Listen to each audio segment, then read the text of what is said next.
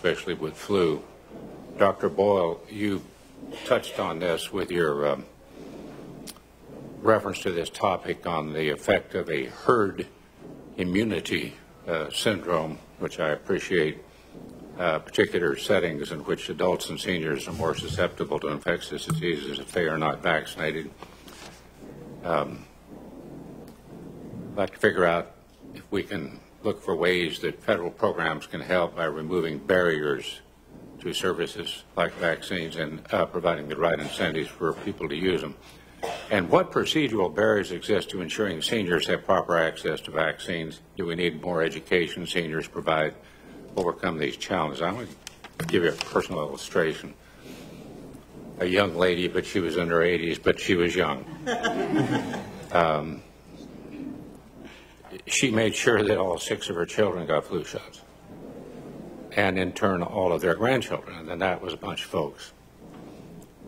And then yet she got the flu in Kansas this time around. Bad, just a very bad flu season. And for some reason, she didn't get a flu shot. So here she is, a mother who has told her kids, get vaccinated, and made sure it happened. And then in her own situation, she didn't get the flu shot, along with her husband. We lost both. The sniffles became flu, the flu became serious, and we get into pneumonia, and we get into all sorts of other problems. And I'm not going to go into what kind of treatment they received. But they were very important folks, and they were pillars of their community, and they were still very active. I sometimes think that the octogenarian caucus in the Senate were known as potted plants. They're also known as chairman of the various committees around during the last flu season.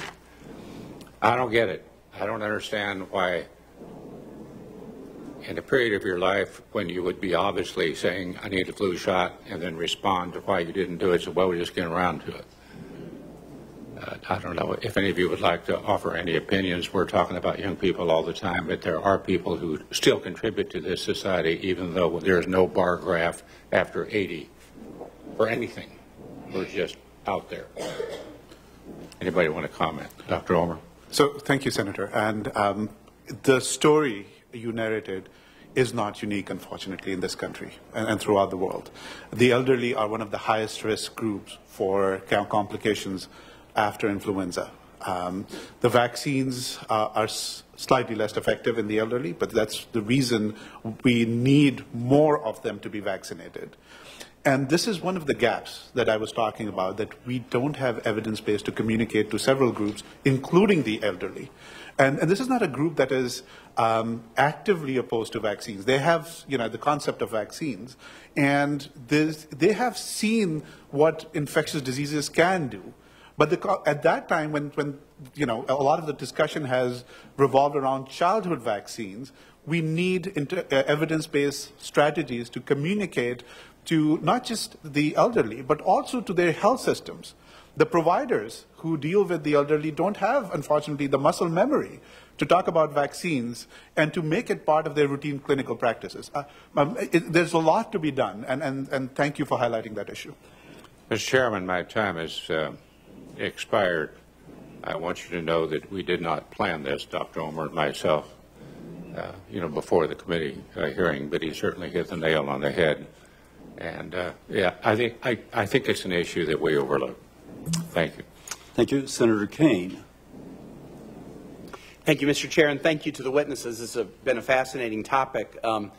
Timely. I noticed yet another study has come out just in the last 24 hours, a study dealing with a very significant longitudinal study of a big chunk of children in Denmark that also, again, demonstrates no link between the MMR vaccine and autism. And so it's a timely day to have this hearing. I want to ask a question about, begin with a question about vaccination shortages, which as a former governor worries me a lot.